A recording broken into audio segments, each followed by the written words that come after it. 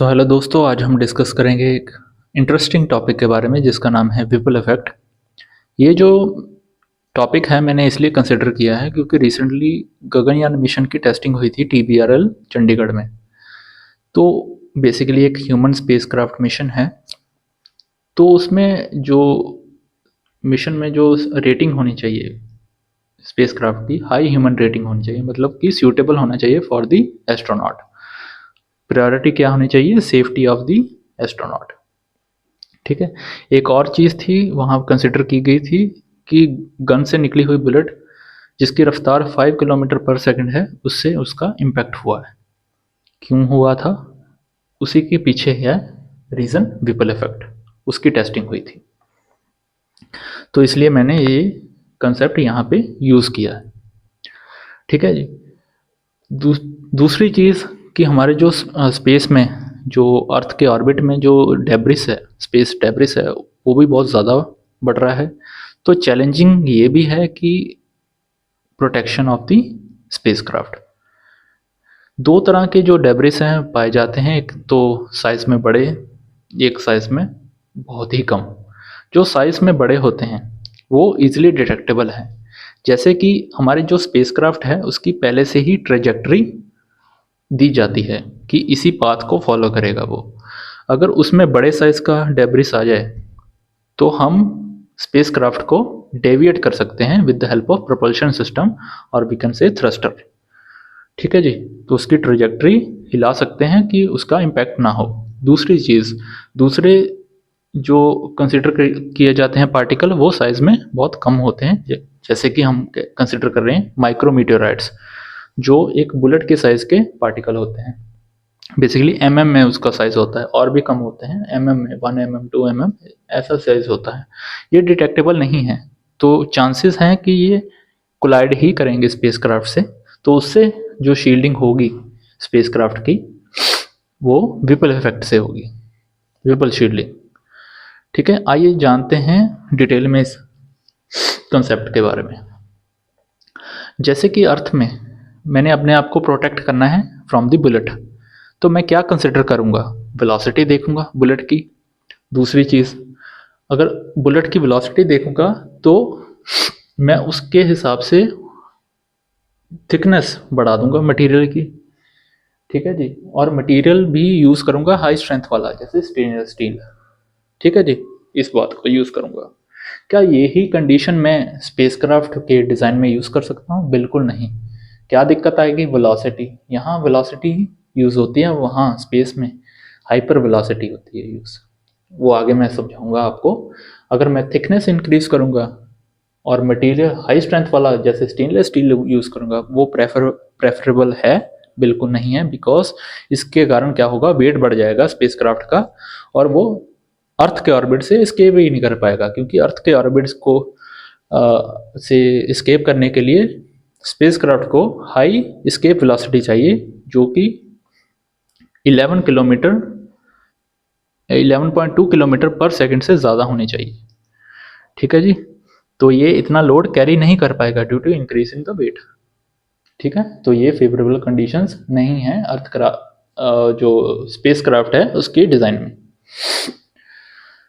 तो जो मैं मटेरियल कंसीडर करूंगा for the design for the spacecraft, वो होगा एल्यूमिनियम के अलॉय, बेसिकली, है ना, एल्यूमिनियम के अलॉय। तो बहुत चैलेंजिंग हो जाएगा। तो विपल इफेक्ट हमें ये बताता है कि जो माइक्रोमीटेराइट्स हैं, बेसिकली में इनका साइज होता है, जब वो इम्पैक्ट करते हैं हाइपर वेलोसिटी, यहाँ कंसेप्ट यूज हुआ है हाइपर वेलोसिटी। हाइपर वेलोसिटी को डिटेल में समझते हैं, कोई कंफ्यूजन नहीं रहनी चाहिए आपको। हाइपर वेलोसिटी मतलब कि जब स्पीड 3 किलोमीटर पर सेकंड से ज़्यादा हो जाएगी, तब हम कंसिडर करेंगे हाइपर वेलोसिटी। इस कंडीशन में क्या होगा कि जो हमारा सॉलिड सॉलिड ना होके लिक्विड की तरह बिहेव करेगा।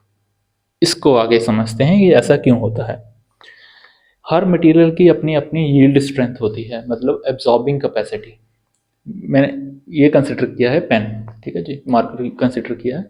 मैं इसको इम्पैक्ट कर रहा हूँ, इसकी कुछ यील्ड स्ट्रेंथ है कि एब्जॉर्ब कर रहा है, कुछ डिफॉर्मेशन नहीं हो रही इसकी। ठीक है जी।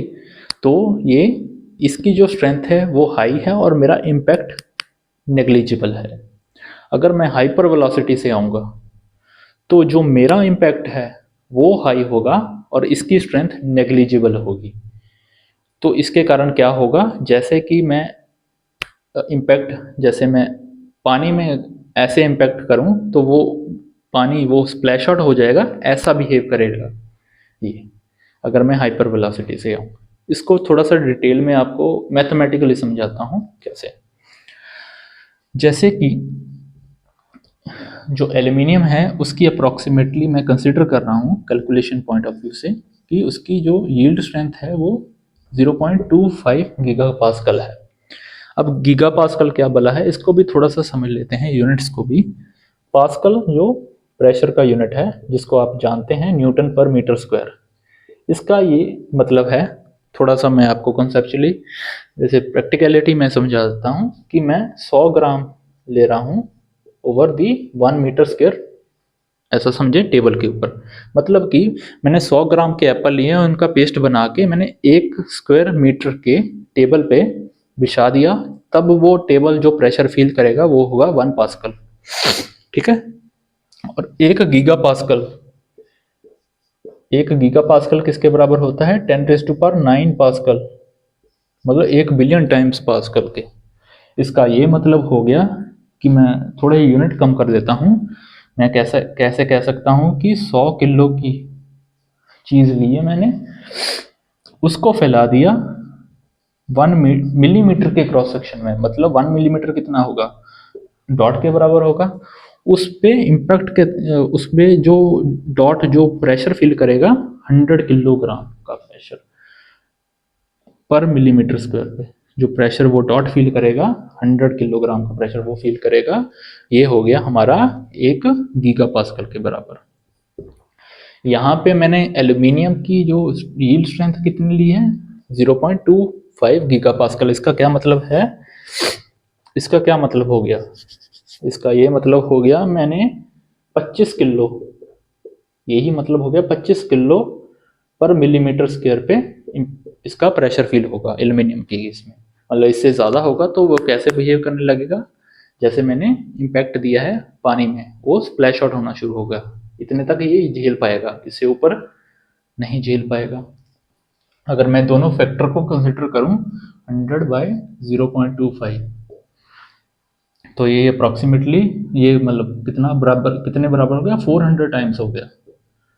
मतलब कि इसकी यील्ड स्ट्रेंथ से 400 टाइम्स मैंने इम्पैक्ट दिया है, तो इसको नेग्लिजिबल, इसकी स्ट्रेंथ को नेग्लिजिबल होना पड़ेगा, एल्यूमिनियम की जो स्ट्रेंथ को नेग्लिजिबल होना, तभी इसी कंसेप्ट के ऊपर ये बेस है कि तभी हाइपर वेलोसिटी के केस में सॉलिड क्या बन जाते हैं, लिक्विड।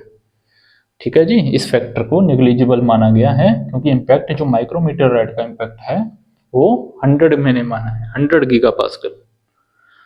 ठीक है, जो माइक्रोमीटर राइड का जो इम्पैक्ट है वो इससे ज़्यादा ही होगा, क्योंकि प्रेशर हमारा जो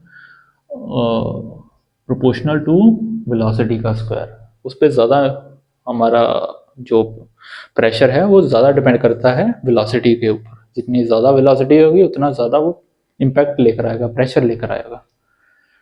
ठीक है, एक ये कंसिडर कर लिया मैंने।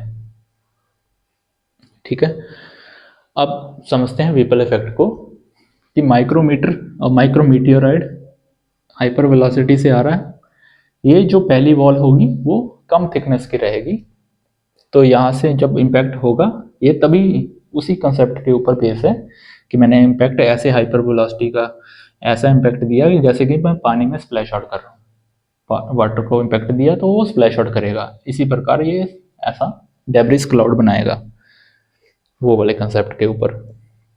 ठीक है जी, तो ये पहली वॉल क्या बिहेव करेगी, एज अ लिक्विड, बिकॉज ये हाइपर वेलोसिटी से आ रहा है।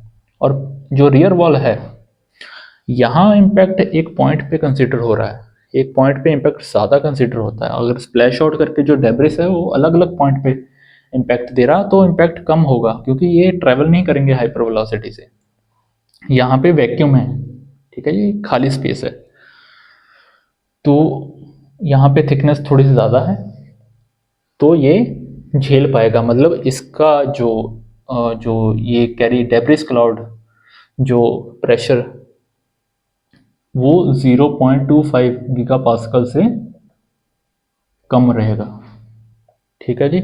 जब ये यहाँ पे इम्पैक्ट करेगा मतलब ये झेल लेगा, इसका ये मतलब है ये as a solid body consider होगा। मतलब जो मेरा इम्पैक्ट है वो नेग्लिजिबल होगा और इसकी यील्ड स्ट्रेंथ ज़्यादा होगी, तो ये solid as a solid consider करेगा। तो ये ओवरऑल कंसेप्ट है फॉर दी रिपल इफेक्ट। ठीक है। ये सिमिलर कंसेप्ट हमारे बाकी के स्पेसक्राफ्ट में भी यूज़ होता है, हमारे इंटरनेशनल स्पेस स्टेशन में भी यही कंसेप्ट, इसी से ही प्रोटेक्शन होती है। ठीक है जी। ताकि अंदर प्रेशर वेसल में जो भी अंदर कुछ इम्पैक्ट ना हो, कोई दिक्कत ना हो। ठीक है जी।